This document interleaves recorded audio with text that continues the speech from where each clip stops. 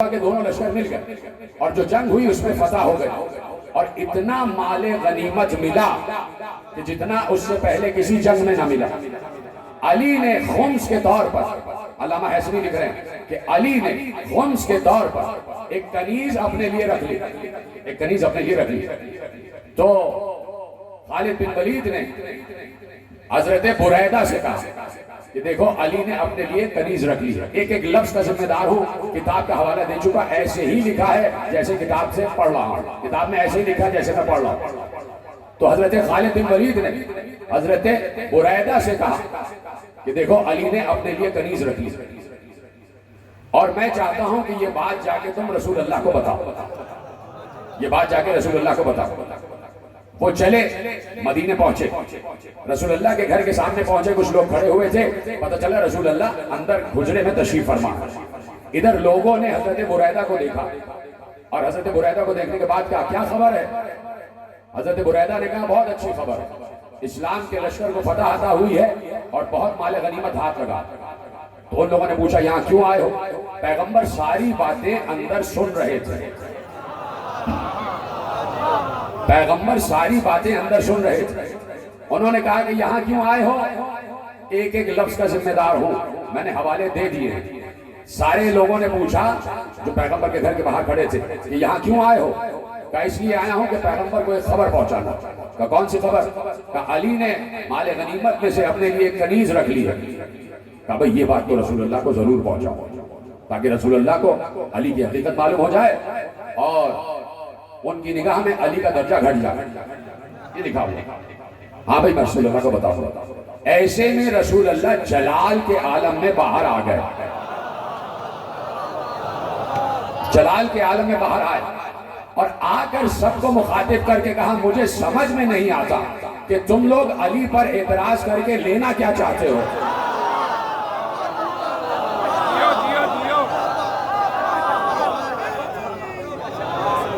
تم لوگ علی پر اعتراض کر کے لینا کیا چاہتے ہو؟ سنو اے بریدہ جا کے بتا دو کہ علی کا اس مال غنیمت میں اس کنیز سے کہیں زیادہ حصہ ہے، علی کا اس مال غنیمت میں اس کنیز سے کہیں زیادہ حصہ ہے۔ کہا کیوں؟ کہا انہو ولی من بعدی ولیکم من بعدی، اس لیے کہ علی میرے بعد تمہارا ولی ہے، میرے بعد تمہارا ولی ہے۔ اب سنیں گے جس جملے کے میں نے زحمت دی ہے۔ ایک بار جیسے ہی حضرت بریدہ نے یہ سنا کہ پیغمبر جلال کے عالم میں آ گئے تو فوراً کہا یا رسول اللہ بالصحبہ، اے رسول اللہ آپ کو میری پچھلی صحابیت کا واسطہ ہے، اللہ بسطتا یدک، اللہ بسطتا یدک، اے پیغمبر اے رسول اللہ آپ کو میری صحابیت کا واسطہ، اپنا ہاتھ آگے بڑھائیں، اپنا ہاتھ آگے بڑھائیں تاکہ میں دوبارہ آپ کی بیعت کروں اور دوبارہ اسلام لاؤں۔ جو سمجھ گئے ان کو میرا سلام ہے، خدا آپ کو سلامت رکھے۔ سمجھو فرمائیے لا یبایعک علی الاسلام جدیداً، لفظ ہے تاکہ میں دوبارہ اسلام لاؤں۔ بھائی عالم اہل سنت نے لکھا ہے اور ایک جلیل القدر صحابی کی کہ الفاظ ہیں کہ پروردگار کے رسول ہاتھ آگے بڑھائیے تاکہ میں آپ کی دوبارہ بیعت کروں اور دوبارہ اسلام لاؤں۔ اب جملہ یہاں پہ ختم ہو رہا ہے کہ میں اس وقت تک وہاں سے نہیں اٹھا جب تک میں نے پیغمبر کے ہاتھ پہ دوبارہ بیعت نہیں کر لی اور اسلام میں دوبارہ سے داخل نہیں ہو گیا۔ اب سمجھے آپ روایت کا نتیجہ آپ کے حوالے کر دوں کہ علی سے بغض اسلام سے خارج کر دیتا ہے۔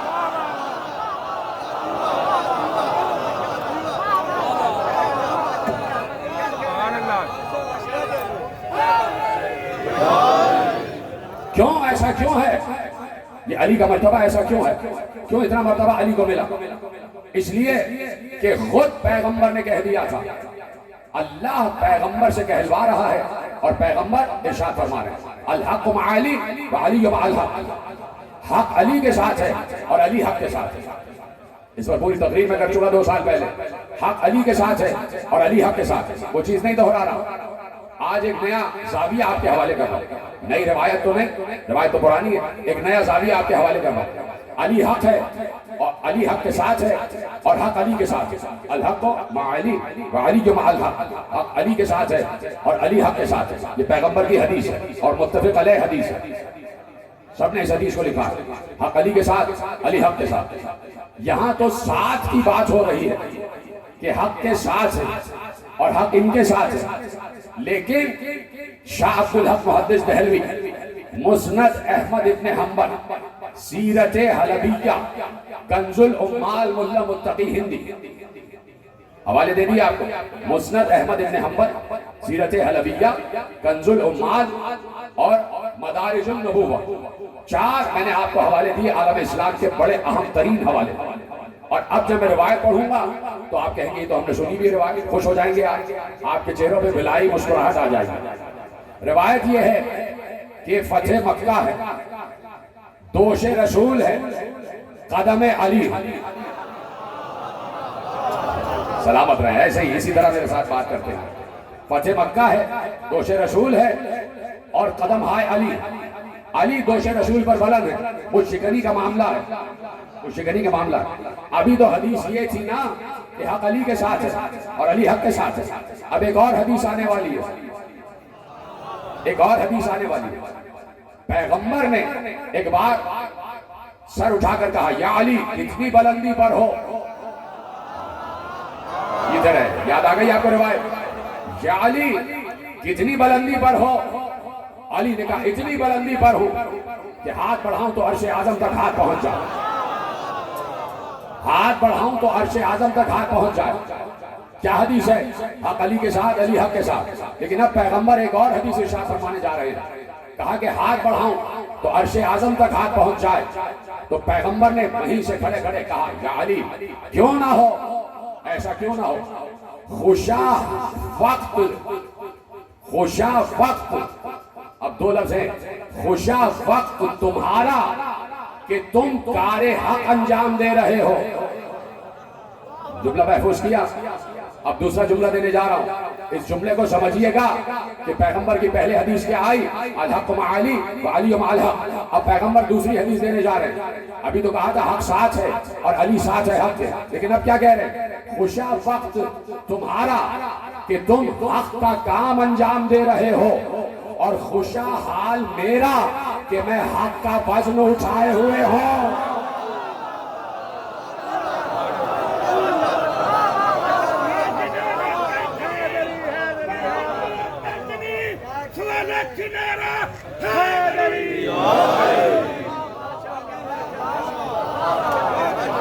خوشا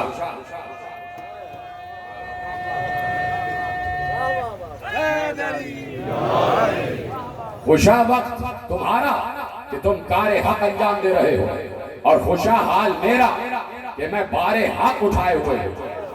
کس کو اٹھائے ہوئے ہیں؟ منہ سے تو بولو نا, اس میں اعظم ہے. کس کا وزن اٹھائے ہوئے ہیں؟ پیغمبر کس کو اٹھائے ہوئے ہیں؟ علی کو. اور پیغمبر کہہ رہے ہیں میں حق کا وزن اٹھائے ہوئے ہوں. تو اب پیغمبر نے تو بات اور آگے کی کر دی. اب تک تو کہہ رہے تھے حق علی کے ساتھ ہے, اب کہا حق ہے ہی علی.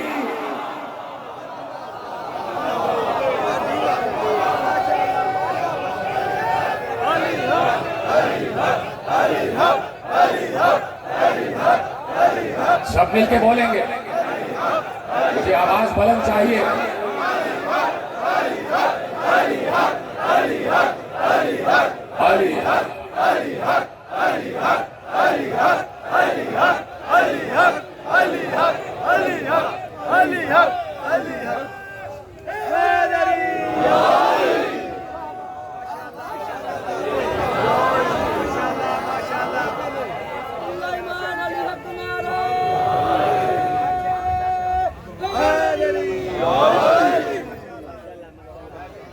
توجہ فرما لیا آپ نے کہ علی مجسم حق ہے, علی حق ہے. پیغمبر نے کہا میں حق کا وزن اٹھائے ہوئے ہیں. نہ پڑھتا میں روایت اگر شاہ عبداللہ محدث دہلوی نے نہ لکھی ہوتی, اگر ملا متقی ہندی نے نہ لکھی ہوتی, اگر خطیب بغدادی نے نہ لکھی ہوتی, اگر امام احمد ابن حنبل نے نہ لکھی ہوتی تو میں روایت بھی منبر سے نہ پڑھتا. لیکن جب جلیل القدر علماء نے لکھ دیا تو اب پڑھنے میں کیا تعامل ہے. کہ علی مجسم حق ہے، علی حق ہے، ثابت ہو گیا۔ علماء اہل سنت نے پیغمبر کے قول کی روشنی میں یہ بات ثابت کر دی کہ علی حق ہے، ثابت ہو گئی بات، علی حق ہے۔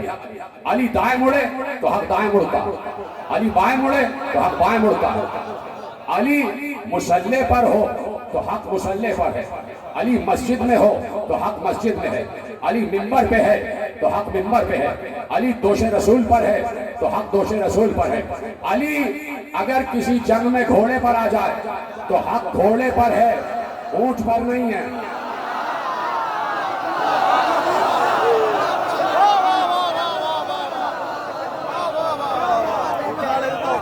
جدھر جدھر علی مڑے گا ادھر ادھر حق مڑے گا، تو علی مجسم حق ہے، علی مجسم حق ہے، علی مجسم حق ہے۔ علماء اہل سنت نے، مقتدر علماء اہل سنت نے لکھ دیا کہ علی مجسم حق ہے، سر سے پاؤں تک علی حق ہے۔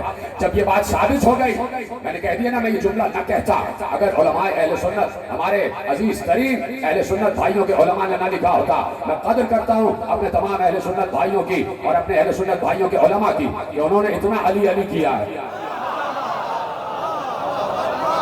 معرفت کی راہوں پہ وہ آگے بڑھ رہے ہیں، ہم سے زیادہ علی علی وہ کر رہے ہیں، معرفت کی راہوں میں وہ آگے بڑھ رہے ہیں۔ تو اب جب ثابت ہو گیا کہ علی حق ہے تو لیجئے اب میں ایک آیت آپ کے حوالے کرتا ہوں، اب سننا اور آیت کے ترجمے ہی سے سمجھ جانا کہ میرا مطمئن، بلکہ میرا نہیں، خدا کا مطمئن نظر کیا ہے۔ جب یہ بات ثابت ہو گئی حدیث سے کہ علی حق ہے تو اللہ نے قرآن میں ارشاد فرمایا، اتنے آسان الفاظ ہیں، یقین کرو میں تم سے التجا کرتا ہوں کہ عربی ہی سے سمجھ جانا، ترجمے کی زحمت مجھے نہ ہو۔ اب جب ثابت ہو گیا کہ علی حق ہے تو اللہ نے قرآن میں کہا الحق من ربک،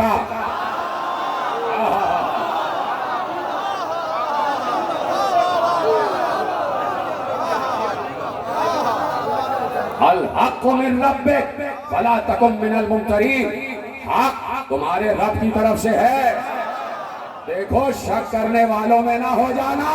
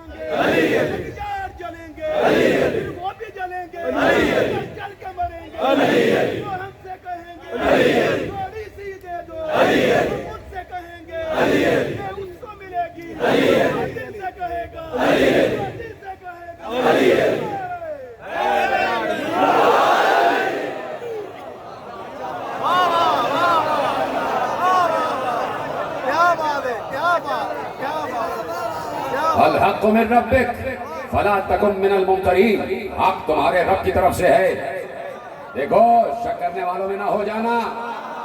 شک سے اللہ کو بڑی نفرت ہے، شکی مزاج کبھی علی مزاج ہو ہی نہیں سکتا، کبھی علی پسند نہیں ہو سکتا، کبھی محمد و علی کو وہ نہیں سمجھ سکتا کہ جس کے دل میں شک کا بیج بویا جا چکا ہو۔ تو شک کا پودا نمو حاصل نہ کرنے دینا، شک نہیں ہونا چاہیے، جو بات کہی جائے اس کو قبول کرو، اور قبول نہ کی جائے ایک بار اس کا بھی طریقہ بتا دیا، اطیعوا اللہ واطیعوا الرسول واولی الامر منکم فان تنازعتم فی شیء فردوہ الی اللہ والرسول۔ اگر تمہارے درمیان کسی بات میں اختلاف ہو جائے تو جھگڑا نہ کرنا، اس اختلاف کو اللہ اور رسول کی طرف منتقل کر دینا، فیصلہ اللہ اور رسول سے لینا۔ کل یہیں سے بات آگے بڑھے گی، فیصلہ اللہ اور رسول سے لینا۔ تو اللہ اور رسول نے تو فیصلہ کر ہی دیا، اللہ اور رسول نے تو فیصلہ کر دیا۔ اللہ نے کہا فیصلہ اللہ اور رسول نے مل کے کیا، ان دونوں نے مل کے علی کے بارے میں فیصلہ کیا۔ اللہ نے کہا، توجہ ہے، فیصلہ اللہ اور رسول نے کر دیا۔ اللہ نے کہا یا ایھا الرسول بلغ، علی نے کہا من کنت مولا۔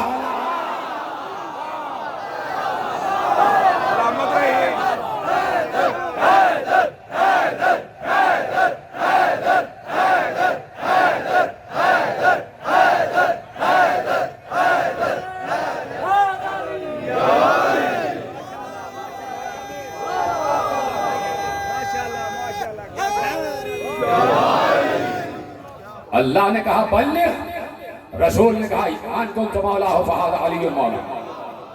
یعنی اللہ اور رسول نے مل کے فیصلے کیے ہیں علی کے درجات کی بلندی میں، دونوں نے چاہا ہے کہ علی کو بلند کیا جائے۔ وجہ یہ ہے کہ امتحان امت ہوگا علی کی وجہ سے، امتحان ہوگا علی کی وجہ سے، نہیں تو اللہ اور رسول کو تو سب مانتے، رسول کو تو منافق بھی مانتا ہے۔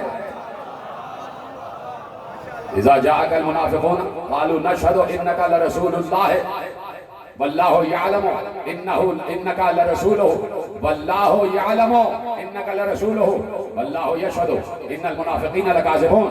یہ منافق آپ کے پاس آ کے کہتے ہیں کہ آپ اللہ کے رسول ہیں، یعنی منافق مانتا ہے، منافق اللہ کا رسول مانتا ہے رسول کو، لیکن اللہ نے کہا ہمیں معلوم ہے تم اللہ کے رسول ہو، لیکن یہ منافق جھوٹے ہیں، یہ منافق جھوٹے، منافق جھوٹے۔ اگر آپ کی اجازت ہو تو ایک روایت اور پڑھ دوں، ایک روایت اور پڑھ دوں۔ دیکھیے علامہ جلال الدین سیوطی نے تفسیر در منصور میں ایک روایت لکھی، اور روایت خلیفہ دویم حضرت عمر ابن خطاب رضی اللہ عنہ سے، بہت عظیم صحابی، بہت عظیم خلیفہ، اور ان سے ایک روایت، انہوں نے روایت لکھی ہے کہ میں نے رسول اللہ سے سنا، میں نے رسول اللہ سے سنا۔ تفسیر در منصور جلال الدین سیوطی، انہوں نے کہا کہ میں نے رسول اللہ سے سنا۔ آپ سننے کے لیے تیار ہیں؟ آپ سننے کے لیے تیار ہیں؟ میں نے رسول اللہ سے سنا کہ جو مجھ سے محبت کرے، جو مجھ سے محبت کرے، پھر سنیے جملہ، جو مجھ سے محبت کرے اور علی سے بغض رکھتا ہو وہ جھوٹا ہے۔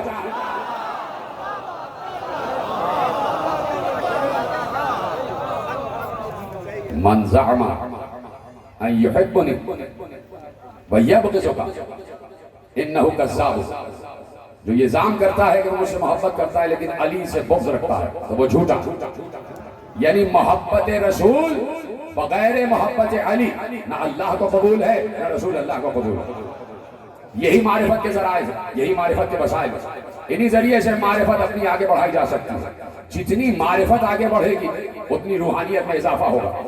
یہ جتنے صوفیہ گزرے ہیں، یہ جتنے اولیاء گزرے ہیں، ان سب کا ایک ہی بت تھا، علی علی، ان سب کا ایک ہی بت، علی علی، دم ہمدم علی علی، ساتھی با وفا منم دم ہمدم علی علی، صوفی با صفا منم دم ہمدم علی علی، عاشق مرتضی منم دم ہمدم علی علی، مطرب خوشنوا منم دم ہمدم علی علی، شاہ شریعتم توئی پیر طریقتم توئی۔ دوسرا مصرع پڑھ دوں، میرے موضوع میں آ رہا ہے، شاہ شریعتم توئی پیر طریقتم توئی حق بحقیقتم توئی دم ہمدم علی علی۔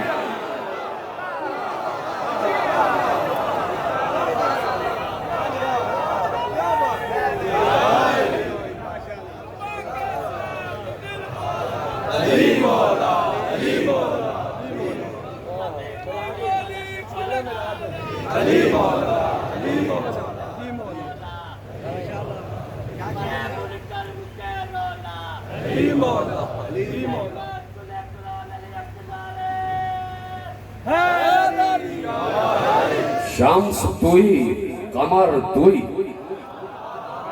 شمس توئی قمر توئی، مالک بحر و بر توئی، شمس توئی قمر توئی، مالک بحر و بر توئی۔ اب آگے کہہ رہے ہیں کہ شاہ تاج ز لافتہ سرت، تاج ز لافتہ سرت، تیرے سر پر لافتہ کا تاج ہے، آیا ہے انما برت، تیرا لباس انما یرید اللہ ہے۔ سمجھ گئے بات؟ تاج ز لافتہ سرت، آیا ہے انما برت، شمس غلام قمبرت، دم ہمدم علی علی۔ اب پتہ نہیں کون سے شمس کی بات کی ہے، کہا یہ شمس جو ہے یہ قمبر کا غلام ہے۔ پتہ نہیں کون سے شمس کی بات کی ہے اس وقت جو سورج کی اوٹ میں چھپا ہوا ہے، یہ قمبر کا غلام ہے۔ تو غلام تو آقا کے اشارے پر ہی چلتا ہے۔ تو جو بھی ولی گزرا ہے، جو بھی صوفی گزرا ہے، اس کا شجرہ ولایت جب تک علی سے جا کے نہ ملے وہ ولی ولی نہیں کہلاتا۔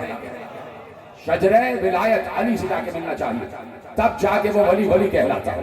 اس لیے میں کہتا ہوں کہ روحانیت و نورانیت میں اضافہ ضروری ہے کہ ورد علی کیا جائے، اس لیے کہ علی اسم اعظم، نعت علی اسم اعظم، اسم اعظم۔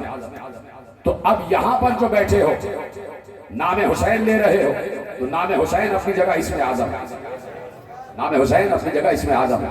میں کہہ چکا کہ آہ کرنا بدعت و شرک نہیں ہے۔ پہلی تقریر میں میں نے عرض کیا کہ آہ اللہ کا نام ہے، آہ اللہ کا نام ہے، ان آہ اسم من اسماء اللہ، میرے چھٹے امام کی حدیث ہے کہ بے شک آہ جو ہے وہ اللہ کے ناموں میں سے ایک نام ہے۔ تو ہمیں آہ سے روکا نہ کرو، ہم جب آہ کہیں تو ہمیں روکا نہ کرو، اس لیے کہ کوئی ہمیں آہ کرنے سے روکتا ہے تو اس کا مطلب ہے کہ کوئی ہمیں اللہ کہنے سے روکتا ہے۔ کہ جب ہم غم حسین میں آہ بھرتے ہیں یہ اصل میں اللہ کو پکار رہے ہیں، اللہ کو پکار رہے ہیں۔ میرے عزیزو 4 محرم میں ہم داخل ہو گئے، 4 محرم میں ہم داخل ہو گئے۔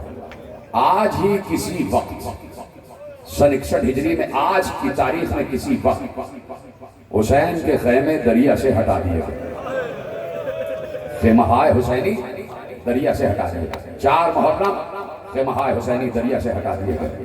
اب دور خیمہ گاہ بسی ہوئی ہے اور دور ہے فرات، جاتے ہیں پانی لے کر آ جاتے ہیں، جاتے ہیں پانی لے کر آ جاتے ہیں۔ لیکن 7 محرم کو قیامت ہو جائے گی کہ پانی بھی بند ہو جائے گا، پانی دینا بند ہو جائے گا۔ پیاسے گئے ہیں کربلا والے، پیاسے گئے ہیں، اور کربلا کا پہلا شہید مسلم بھی پیاسا گیا، مسلم کو بھی پانی میسر نہ آیا۔ 3 مرتبہ جام اپنے منہ سے لگایا، تینوں مرتبہ جام لہو سے بھر گیا اور پانی کو نیچے پھینک دیا۔ میں نے کل عرض کیا کہ بام پر کھڑے ہو کر اہل کوفہ کو مخاطب کر کے کہا، اے اہل کوفہ، تمہاری گودیوں میں بچے نظر آ رہے ہیں، میرے بھی 2 بچے میرے ساتھ آئے تھے، وہ کہیں کھو گئے ہیں، اگر مل جائیں تو انہیں مدینے کا راستہ بتا دیں، اجرکم اللہ۔ 7 اور 8 برس کے محمد اور ابراہیم، بڑے کا نام محمد، چھوٹے کا نام ابراہیم، دونوں کے چھوٹے چھوٹے روزے آج بھی مسیب میں بنے ہوئے ہیں، مسیب میں روزے بنے ہوئے ہیں۔ کہاں مدینہ کہاں عراق، کہاں مدینہ کہاں مسیب، کہاں کا مسافر کہاں رہ گیا، کہاں کے بچے کہاں آ کے دفن ہوئے، کدھر کے بچے اور زمین کہاں ملی۔ جب جاتا ہوں میں روزے پہ تو کلیجہ پھٹ جاتا ہے 2 ننھے ننھے گنبدوں کو دیکھ کر کہ آل محمد کے بچے یہاں پر آرام کر رہے ہیں، اور وہاں پہنچ کے میرا دل کہتا ہے کہ مسلم ضرور کہتے ہوں گے کہ تم میرے بچوں کی قبر پر آئے، تمہارا شکریہ، تمہارا شکریہ، تم میرے لاڈلوں کی قبر پر آ گئے، تمہارا شکریہ۔ اتنے کم سن، اتنے حسین بچے، آل محمد کا حسن مشہور ہے، دونوں بچے لکھا ہوا ہے روایتوں میں 1 سال تک قید رہے، 1 سال تک قید رہے، نہ ماں کی خبر ہے نہ باپ کی خبر ہے، نہ ماں کو جانتے ہیں نہ باپ کو کہ کہاں پر ہیں، انہیں یہ بھی نہیں پتا کہ ماں باپ کو ہماری خبر ہے یا نہیں۔ اور دوسرا جملہ سنو گے، بچوں کو یہ بھی نہیں معلوم کہ جس قید خانے میں وہ قید تھے اسی کے سامنے جو گلی جا رہی تھی اس میں مسلم کا لاشا گھسیٹ کے لے جایا جا رہا تھا، اس میں ان کے بابا کا لاشا گھسیٹا جا رہا تھا، ام ہانی کا لاشا گھسیٹا جا رہا تھا۔ بچوں کو خبر ہی نہیں کہ بابا اس دنیا سے چلے گئے۔ ایک شب آئی تو چھوٹے نے بڑے سے کہا، ذرا محسوس کرنا، تھوڑا محسوس کرنا جو میں کہنے جا رہا ہوں۔ ایک شب آئی، بہت دن گزر گئے، تم بھی تو کبھی بچے رہے ہوگے نا، ماں سے کتنی محبت ہوتی ہے بچوں کو، باپ کے ساتھ جتنا بھی رہیں لیکن بچے چاہتے ہیں کہ شب ماں کے ساتھ گزارے، ماں کے ساتھ شب گزارے، رات میں ماں کے ساتھ ہی رہیں، جہاں بھی جائیں 2-3 دن جائیں اور پھر ماں کی یاد آنا شروع ہو جاتی ہے۔ چھوٹے نے آخر بڑے سے کہا، بھیا آج اماں بہت یاد آ رہی ہے، آج اماں بہت یاد آ رہی ہے۔ تو کیا گزری ہے بچوں پر، یہ دونوں بچے ہی جانتے ہیں، آج اماں بہت یاد آ رہی۔ بڑے نے چھوٹے کو سینے سے لگا لیا، کتنا بڑا بچہ، بڑا بھی کتنا بڑا تھا، 1 سال ہی تو بڑا تھا، دونوں برابر ہی کے تو تھے، لیکن بڑے نے چھوٹے کو کلیجے سے لگا لیا، کہا دیکھو آج یہ دربان آئے گا تو میں ہمت کر کے اس سے بات کروں گا، شاید اس کے دل میں رحم آ جائے۔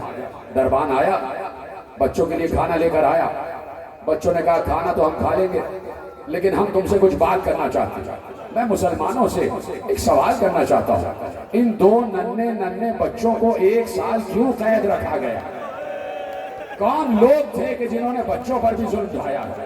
ان میں اندر شیطان نے حلول کیا ہوا تھا، مسلمان حکومت تھی اور یہ نبی کے گھر کے بچے تھے، شرم نہیں آ رہی تھی مسلمانوں کو کہ نبی کے گھر کے بچوں کو قید کیا ہوا تھا، اور بچے بھی اتنے معصوم، اتنے حسین بچے، بے قصور بچے۔ قصور کیا تھا بچوں کا؟ کہا کہ ہم تم سے کچھ بات کرنا چاہتے ہیں۔ کہا سناؤ کیا بات ہے؟ کہا کہ تم رسول اللہ کو مانتے ہو؟ کہا کیوں نہیں مانتا، میں مسلمان ہوں۔ کہا کہ تم علی ابن ابی طالب کو مانتے ہو؟ کہا میں ان کو مولا مانتا ہوں۔ کہا تم حسین ابن علی کو مانتے ہو؟ کہا وہ میرے آقا ہیں۔ اب بچوں میں ہمت پیدا ہوئی، کہا اچھا تم ہمیں جانتے ہو؟ کہا نہیں، تم بتاؤ کون ہو؟ کہا ہم اسی حسین کے سفیر مسلم کے بچے ہیں، اجرکم اللہ، ہم حسین کے سفیر مسلم کے بچے ہیں۔ جیسے ہی دربان نے سنا، روایت میں لکھا، یقین کرنا، دربان ان دونوں بچوں کے قدموں پر سر رکھ کر گر گئے، دونوں بچوں کے قدم چومنے لگا اور ایک بار ہاتھ جوڑ کر کہا بچوں مجھے معاف کر دینا، مجھے معلوم نہیں تھا، مجھے بتایا نہیں گیا تھا کہ تم کون ہو، اور دیکھو کوشش کرنا کہ محشر میں میری شکایت نہ کرنا، خدا کی قسم مجھے معلوم نہیں تھا تم کون ہو۔ ایک بار بچوں کو سینے سے لگا لیا، کہا بس اب تم قید خانے میں نہیں رہو گے، میں تمہیں یہاں سے لے کے باہر نکلوں گا۔ اپنے بیٹے کو بلایا اور قید خانے سے لے کے باہر نکلا، کہا اس میں مجھے اب پرواہ نہیں ہے کہ چاہے مجھے قید کر دیا جائے، چاہے میری گردن کاٹ دی جائے، میں آل محمد کے لیے ان کا حق ادا کروں گا۔ بچے کو بلایا، دونوں بچوں کو بیٹے کے حوالے کیا، کہا کہ جاؤ اور انہیں اس راستے پر لگا دو جو راستہ ان قافلوں کی طرف جاتا ہے، جو قافلے مدینے کی طرف جاتے ہیں، انہیں اس راستے پر لگا دینا اور کسی قافلے کے حوالے کر دینا تاکہ یہ بچے اپنے گھر پہنچ جائیں، تاکہ یہ بچے اپنے ماں سے مل جائیں۔ بچوں کو لے کے چلا، رات تھی، ظاہر سی بات ہے چھوڑ کے جانا تھا، رات تھی۔ بیٹے نے بتایا دونوں بچوں کو کہ سیدھے چلتے چلے جانا، اسی راہ پر وہ قافلے ہیں کہ جو مدینے جاتے ہیں، تم ان میں سے کسی قافلے کے ساتھ ہو جانا۔ کچھ درہم دے دیے، بچے چلتے جب اس مقام پر پہنچے تو معلوم ہوا قافلہ گئے ہوئے بہت دیر ہو گئے، قافلے کوچ کر چکے۔ بچوں نے کہا چلو ہم خود سفر کرتے ہیں، اسی راہ پر چلتے رہے۔ کوئی وہاں پر روشنیوں کا انتظام تو تھا نہیں، جنگل ہے، اسی جنگل میں بچے بھٹکتے رہے، چلتے رہے۔ صبح ہوئی تو بچوں نے چاروں طرف دیکھ کر ایک دوسرے کے ہاتھ میں ہاتھ ڈال کر کہا کہ بھیا ہم تو کوفے سے باہر نکلے ہی نہیں، ہم تو کوفے ہی میں ہیں۔ بچے کیا کرتے؟ ایک بار صبح ہو چکی تھی، روشنی ہو چکی تھی، چھپنے کے لیے ایک نہر کے کنارے درخت تھا، درخت کے اوپر چڑھ کے بیٹھ گئے۔ ایک کہیں سے کنیز آئی، پانی بھر رہی تھی، اس نے دریا کی سطح پر، پانی کی سطح پر دو ننھے ننھے بچوں کا عکس دیکھا، درخت سے دونوں کے عکس نظر آ رہے تھے۔ اس نے آسمان کی طرف، درخت کی طرف نگاہ اٹھا کے دیکھا، دو ننھے ننھے بچے درخت پر بیٹھے ہوئے تھے۔ اس کنیز نے بڑے ہی لطافت کے انداز میں، بڑی محبت کے انداز میں کہا بچوں گر جاؤ گے، چوٹ لگ جائے گی، نیچے آ جاؤ، نیچے آ جاؤ۔ بہت دنوں بعد جب کسی خاتون کا محبت بھرا لہجہ سنا، ہاں روتے رہو روتے رہو، ابھی دونوں بچوں کی شبیہ تابوت برآمد ہونے والی ہے۔ جب بہت دنوں بعد کسی خاتون کا محبت بھرا لہجہ سنا تو دونوں بچے آہستہ آہستہ نیچے آ گئے۔ اس کنیز نے دونوں کے سروں پر ہاتھ رکھا، کون ہو؟ سمجھ گئے یہ کنیز بڑی رحم دل ہے۔ کہا کہ بتا دیں گے تو ہم پر ظلم تو نہیں کرو گی؟ کہا نہیں، میں وعدہ کرتی ہوں۔ کہا ہم مسلم ابن عقیل کے بیٹے ہیں، سفیر حسین ہیں، 1 سال ہو گیا قید میں ہیں، اپنے بابا سے بچھڑ چکے ہیں۔ کنیز پہچان گئی۔ کنیز نے کہا بچوں میرے ساتھ چلو، میری مالکہ مومنہ ہے، وہ آل محمد کی چاہنے والی ہے، وہ تمہاری دیکھ بھال کرے۔ کیا ماتم کرتے آپ؟ تم یقین کرو تمہارا یہ خاموش ماتم دونوں بچوں کی ماں کو کتنا خوش کر رہا ہوگا۔ تم صرف یہ سوچ رہے ہو کہ بچوں کے تابوت برآمد ہونے والے ہیں اور تم اسی انتظار میں بیٹھے ہو، تمہارا گریہ جاری اور ساری ہے۔ بس میں کیا عرض کروں کہ بچے مومنہ کے گھر میں آئے، مومنہ نے دونوں بچوں کے قدموں پہ ہاتھ رکھا اور کہا ہاں میری قسمت کہ میرے گھر آل محمد کے گھرانے کے بچے آ گئے۔ میرے گھر، سنو گے جملہ مومنہ نے کیا کہا؟ اپنی کنیز کو دیکھ کر کہا کہ یہ مسلم کے بچے نہیں آئے، مجھے تو ایسا لگ رہا ہے حسن اور حسین آ گئے، مجھے ایسا لگ رہا ہے حسن اور حسین آ گئے میرے گھر۔ میری قسمت کتنی بلند ہو گئی۔ بچوں کو نہلایا دھلایا، کھانا کھلایا، بچوں نے نماز پڑھی اور بچوں کو حجرے میں سلا دیا۔ شب ہو گئی، ختم ہو گئی تقریر۔ اس ماں کا، اس مومنہ کا منحوس بیٹا حارث داخل ہوا۔ کئی دنوں سے بچوں کو ڈھونڈ رہا تھا، کئی دنوں سے بچوں کو ڈھونڈ رہا تھا، بچے کہیں مل نہیں رہے تھے۔ گھر کے دروازے کو توڑتا ہوا، دھکا مارتا ہوا داخل ہوا۔ کہا مجھے کھانا چاہیے۔ ماں نے کھانا دیا، ابھی کھانا کھا رہا تھا۔ دونوں بچے حجرے میں سو رہے تھے، دونوں نے ایک ہی خواب دیکھا، دونوں بچوں نے ایک ہی خواب دیکھا۔ دونوں اٹھے اور ایک دوسرے کو خواب بتا رہے تھے، بھیا میں نے خواب میں دیکھا کہ نانا رسول اللہ کی بزم سجی ہوئی ہے، اس میں دادی فاطمہ بھی ہیں، اس میں دادا علی بھی ہیں، اس میں امام حسن بھی ہیں، اس میں امام حسین بھی ہیں۔ ایسے میں ہمارے بابا مسلم آ گئے۔ رسول اللہ کو سلام کیا تو بابا مسلم سے رسول اللہ نے پوچھا، مسلم تمہارے بچے نہیں آئے؟ تمہارے بچے نہیں آئے؟ تو ہمارے بابا نے کہا یا رسول اللہ بچے ابھی آیا ہی چاہتے ہیں، بچے ابھی آیا ہی چاہتے ہیں۔ دونوں ایک دوسرے سے گلے مل کے کہنے لگے، بھیا معلوم ہوتا ہے آج ہماری آخری رات ہے۔ کیا ماتم کر رہے ہو، کیا گریہ کر رہے ہو؟ بھیا معلوم ہوتا ہے آج ہماری آخری رات ہے۔ یہ آواز حارث کے کان تک پہنچ گئی، باہر حارث کے کان تک پہنچی۔ اس نے ماں سے پوچھا کہاں سے آواز آ رہی ہے؟ کہا پڑوس میں سے کہیں سے آواز آ رہی ہے۔ کہا نہیں، یہ گھر سے آواز آ رہی ہے۔ آواز کا تعاقب کرتا ہوا اس حجرے تک پہنچا جہاں سے بچے آہستہ آہستہ باتیں کر رہے تھے۔ اس حجرے کا دروازہ کھولا، اندھیرے میں ٹٹولتا ہوا آگے بڑھا تو دونوں بچوں کے سینے پر ہاتھ گیا۔ ایک بار دونوں کو گریبان سے پکڑ کے کہتا ہے، کون ہو تم لوگ یہاں کیا کر رہے ہو؟ بچے تھے نا، چھوٹے بچے، معصوم بچے۔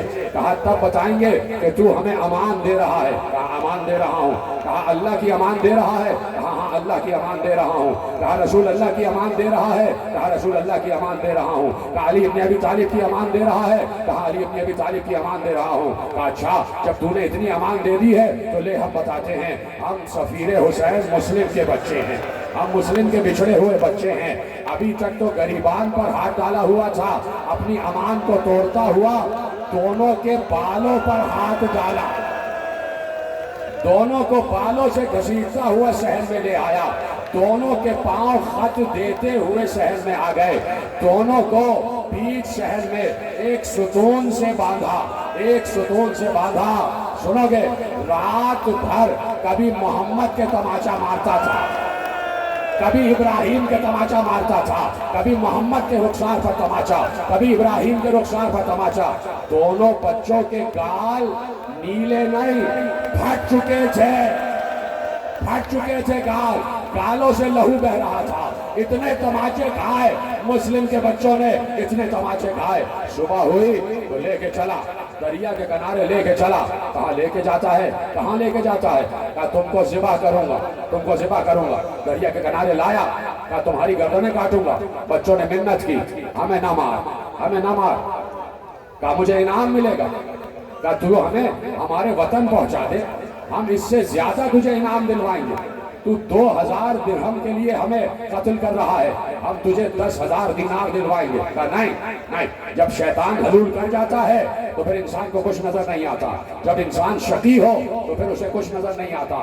صرف 2000 درہم کی خاطر، صرف 2000 دینار بھی نہیں، 2000 درہم کی خاطر کہا میں تمہیں قتل کروں گا۔ اچھا، کہا چل تو ہمیں ہمارے بال کاٹ دے، ہمیں غلاموں کے دربار میں لے جا کے بیچ دے، وہاں تجھے ہماری زیادہ قیمت مل جائے گی۔ کہا نہیں، میں تمہیں حاکم کے پاس تمہارے کٹے ہوئے سر لے جاؤں گا، اس سے مجھے انعام چاہیے۔ کہا اچھا، ہمیں مار کے نہ لے جا، ہمیں زندہ لے جا دربار میں، ہمیں زندہ لے جا۔ کہا نہیں، زندہ بھی نہیں لے جاؤں گا، ایسا نہ ہو راستے میں تمہیں کوئی مجھ سے چھین لے اور وہ انعام کا حقدار ہو جائے، میں تمہارے گردنوں کو کاٹوں گا۔ جب بہت منت کی اور ظالم کو رحم نہ آیا، کہا اچھا ایک آخری خواہش تو پوری کرنے دے، ہمیں 2 رکعت نماز پڑھنے دے، ہمیں 2 رکعت نماز پڑھنے دے۔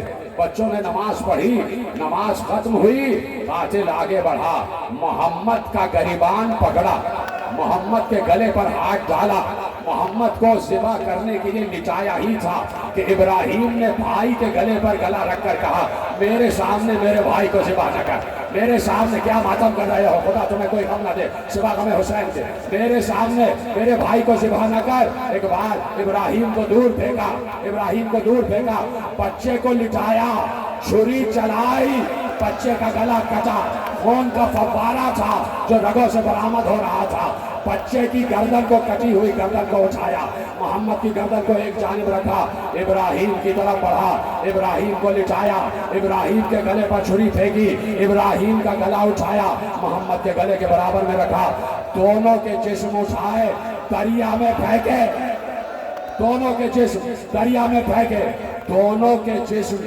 آپس میں ایک دوسرے سے بغل گیر ہو گئے، ایک دوسرے سے بغل گیر ہوئے اور دریا کی سطح میں، دریا کی تہ میں دونوں کے جسم اتر گئے۔ ادھر سے اس نے دونوں کے سروں کو اٹھایا، دونوں کے سروں کو اٹھایا، بالوں سے پکڑ کر اٹھایا، دونوں کے سروں کو بالوں سے پکڑ کر اٹھایا اور لے کے چلا ابن زیاد جیسے ظالم کے دربار میں۔ ابن زیاد ظلم میں مشہور ہے، ابن زیاد شقاوت میں مشہور ہے، دونوں بچوں کو سروں کو پکڑ کے ابن زیاد کے دربار میں لایا۔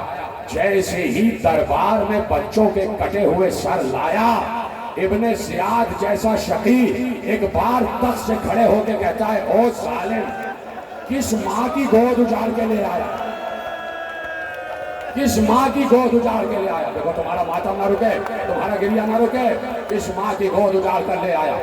کہا یہ مسلم کے بچے ہیں، یہ مسلم کے بچے ہیں۔ کہا اچھا یہ مسلم کے بچے ہیں، یہ گرفتار ہونے سے پہلے جب میرے دربار میں آئے تھے تو ان کے چہروں کا حال ایسا تو نہیں تھا جیسا اب حال ہے، ان کے رخسار زخمی ہو چکے ہیں، ان کے بالوں پر خون ہے، ان کے چہروں پر خون ہے۔ سنو گے؟ ایک بار اس نے کہا اس کو پکڑو، میں نے کہا تھا مجھے زندہ بچے چاہیے، اس نے میرے حکم کی خلاف ورزی کی ہے، حارث کو گرفتار کیا گیا۔ کہا کوئی ہے جو ان بچوں کے سروں کو دھو کر لے آئے، ان بچوں کے سروں کو دھو کر لے آئے۔ ایک غلام آگے بڑھا، اس نے کہا میں اپنے گھر لے جاتا ہوں۔ وہ غلام بھی محب آل محمد تھا، اس کی بیوی بھی محب آل محمد تھی۔ غلام دونوں بچوں کے سروں کو اپنے گھر لے کر گیا، زوجہ سے کہا ان کو دھلا دو، ان کا چہرہ صاف کر دو، کیا گریہ کر رہے ہو؟ تمہارے چہرے دیکھ دیکھ کر مجھے بھی رونا آ رہا ہے۔ جب مجھ جیسا چھوٹا سا ذاکر تمہیں دعائیں دے رہا ہے تو سوچو مادر حسین کتنی دعائیں دے رہی ہوگی، روح زہرا کتنی دعائیں دے رہی ہوگی۔ تمہارا گریہ تم تھکنا نہیں، ہائے حسین کہتے جانا، ہائے محمد، ہائے ابراہیم، ہائے مسلم کہتے جانا۔ دونوں کے چہرے دھلاتی جا رہی تھی۔ سنو گے جملہ؟ وہ خاتون دونوں کے چہرے دھلاتی جا رہی تھی اور یہ کہتی جا رہی تھی اے کاش تمہارے مرنے سے پہلے تمہاری ماں مر گئی ہو، خدا کرے تمہاری ماں مر گئی ہو، کیا گزرے گی تمہاری ماں پر اگر تمہیں اس عالم میں دیکھ لیا۔ سر دھو کر لائے گئے، دربار میں سر آ گئے۔ ایک بار ایک بار دربار میں سر آئے، ایک بار حارث کو بھیجا، کہا اسے گرفتار کر کے لے جاؤ، اور اس نے حکم کی خلاف ورزی کی ہے، اسے دریا کے کنارے وہیں لے جاؤ کہ جہاں اس نے بچوں کو ذبح کیا ہے۔ آخری جملہ کہنے جا رہا ہوں، حارث ملعون کو لے کر وہیں گئے، دیکھا ایک خون کی دھار ہے جو دریا سے ایک مقام تک آ رہی ہے، دریا سے ایک مقام تک آ رہی ہے۔ کچھ لوگوں نے دیکھا کہ زمین پر کچھ نشانات بنے ہوئے ہیں، بس تابوت لے آنا، ماتم کرو، زمین پر کچھ نشانات بنے ہوئے ہیں۔ پوچھا یہ نشان کیسے ہیں؟ کہا بچے تڑپ رہے تھے، یا ان کے